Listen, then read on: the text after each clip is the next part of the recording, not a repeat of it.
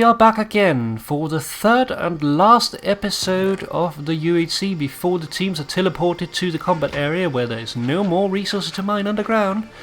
And it looks like the team here is already starting to make themselves ready. Red team having gone up to the surface again after having left them off in last episode down at the bottom of the world.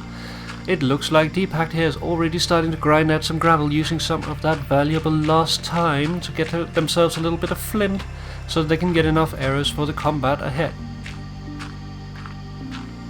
Opting for the safe route of doing it underground for now. But over here we have Paul, who looks to be heading towards the surface. He is making a classic staircase using torches to make sure that nothing falls on his head while he's blocking up towards the surface. One of the quickest ways to get out. But still, it can be a little risky if you're not careful.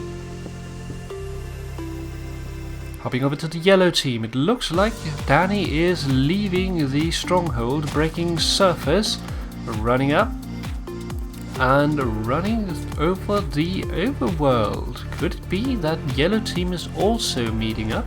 Well, we'll have to see what happens once Danny here gets going.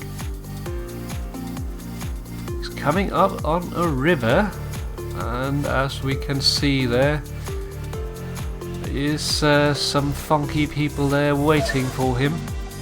A creeper there in the grass. Be very careful, Danny. You don't want it to sneak up behind you, even if you have the benefit of water making everything a little slow. It might be that Danny doesn't even see the creeper as he approaches here. Yeah, it looks like he is completely missing it. Oh, come back, Mr. Danny. And what do we have there in the distance? It is a Jackarou, hopping and waving. Hello there, Danny. Come and join me. It looks like the yellow team has opted for meeting up and working together as they are preparing themselves for the inevitable teleport to the combat area. Over here, Frankie also breaking down using the same method as Paul was using, making herself a single hole towards the surface, only to be met by Danny as she approaches. Now we only have one person left of Team Yellow, who is still not with the group, but it wouldn't surprise me if he is not far behind.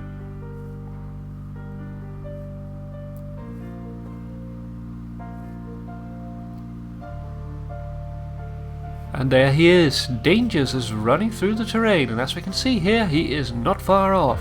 That is the river where Danny was encountering the creeper, so it won't be long before he meets with the team.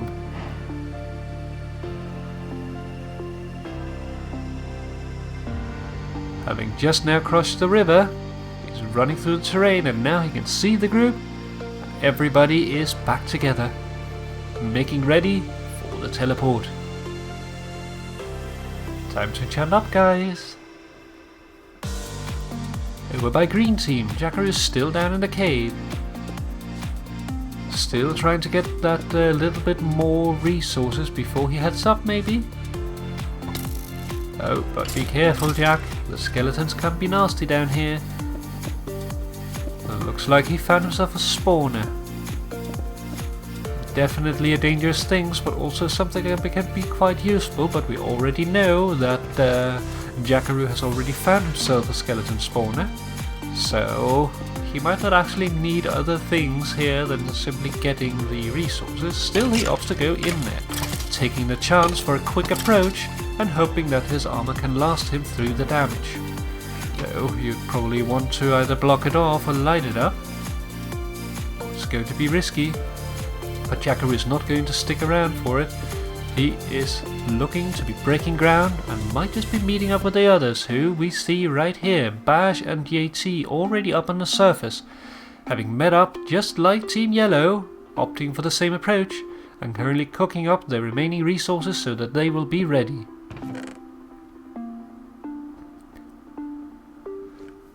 But where's the third member of Team Green? Well, Raving Raven is running over the field here, and he might just be heading towards the position of the others.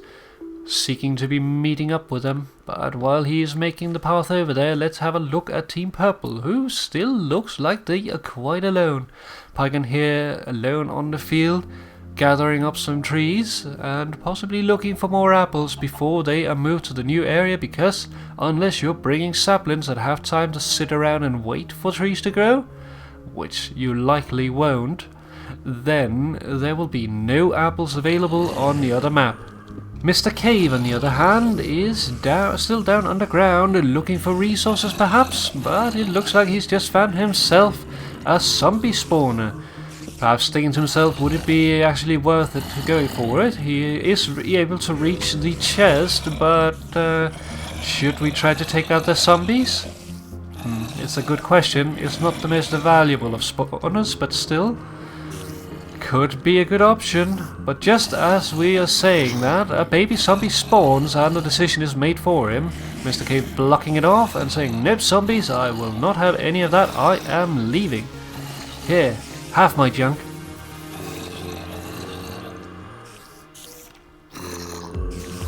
And just like that, Jackarou is now enchanted himself.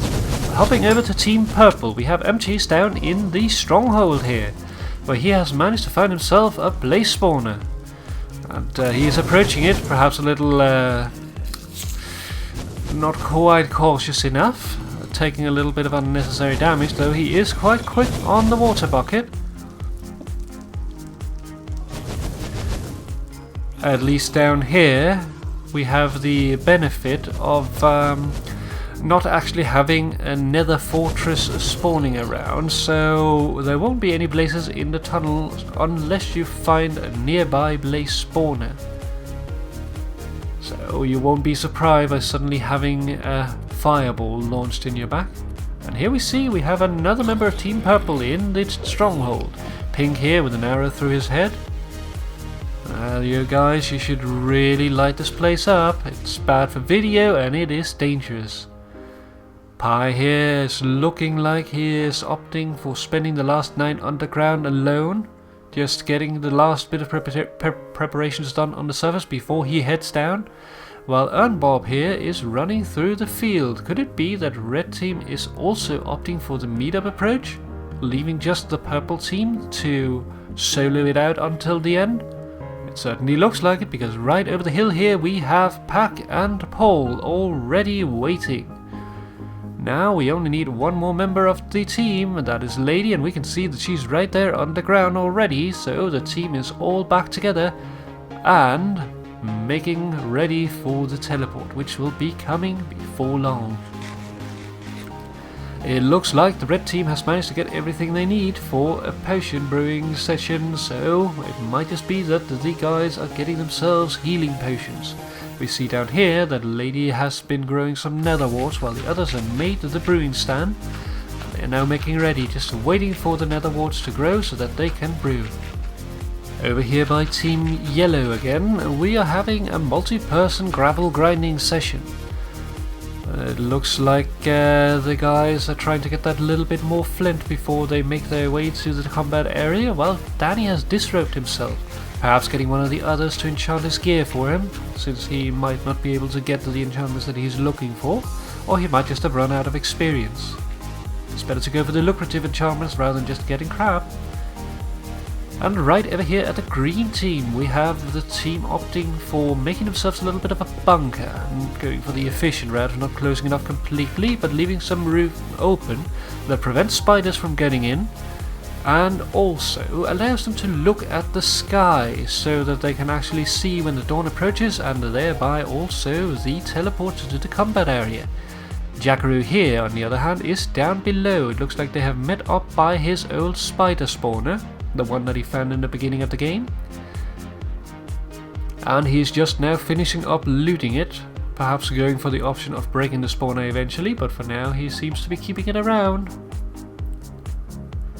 Having also disrobed himself, perhaps to get the team to enchant while he is figuring out this thing.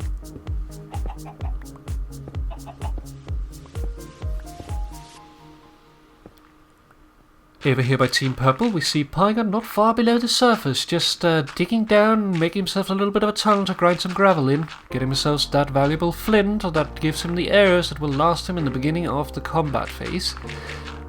Just going for the solo route for Team Purple here, each person on their own until they go to the combat area. A little bit surprising perhaps, but it is refreshing to see a little bit of a different tactic in any case. However, where are the other members? Well, over here we have MCs, who has found himself a spawner and is now trying to tackle it. He's managed to break the spawner, it looks like, but he is just now checking out the various loot. There's a spawner nearby the stronghold, so it is still dangerous, but still, he seems to be taking it a little more careful this time. Not wanting to get hit by another blaze and waste more valuable light. Using the water in order to destroy the blazes. Well, they did get the blaze rods, so they have the opportunity to brew potions now. So they don't really need more, since you can't use them for strength potions anyway. The only other thing you would possibly need would be the blaze rod and blaze powder for the fire resistance potions, but that might just be a non-factor in some combat phases anyway, so it might be a waste of time. It's all a matter of what you want to focus your time on, because time is very limited in this setting. Over here by Team Red we see Lady underground grinding gravel, while the others are up on the surface getting themselves shiny, getting their last bit of gear enchanted before they're teleported to the combat area, and brewing themselves the potion that they need to last them through the fighting. Once we go there will be very little time to brew, and there will be very few resources to do so with, so it's all a matter of what you can gather now. Hopping over to Team Yellow though, we see they're still doing their gravel grinding session, trying to get themselves as many arrows as they possibly can. Ugh, that's sticky.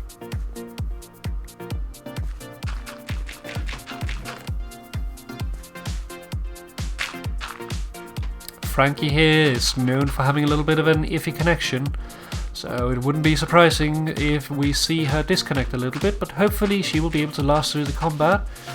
Hopefully she won't go away as she did in the last UHC that I recorded for, but will actually be able to join for the final combat here. But as we can see, she does have the problem of a little bit of lag every now and then.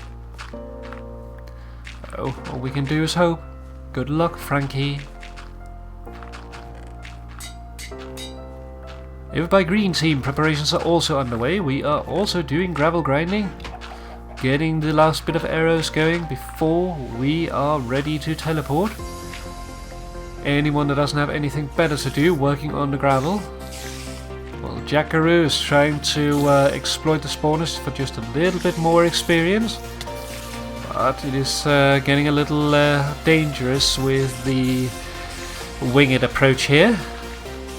Still, spiders are not the hardest mob to handle. They are not that smart, and they are quite big, and their size difference does quite work to your benefit when you're farming them. So it's definitely an exploitable mob. Over by Team Purple here we have Pie, who's still making himself ready, grinding more gravel, and as we can see he has cleared his inventory of unneeded junk. He's definitely getting to the point where he is about ready, because he has already cleared his inventory, which means that he is expecting to be teleported before long. As we can see in the background here, daytime is slowly approaching.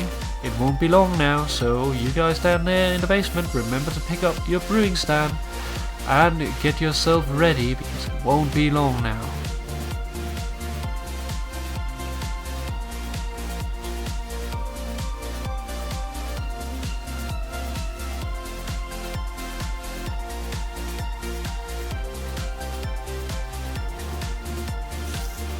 And over here by Mr. Cave, he has managed to find himself some diamonds in the last moments before getting teleported.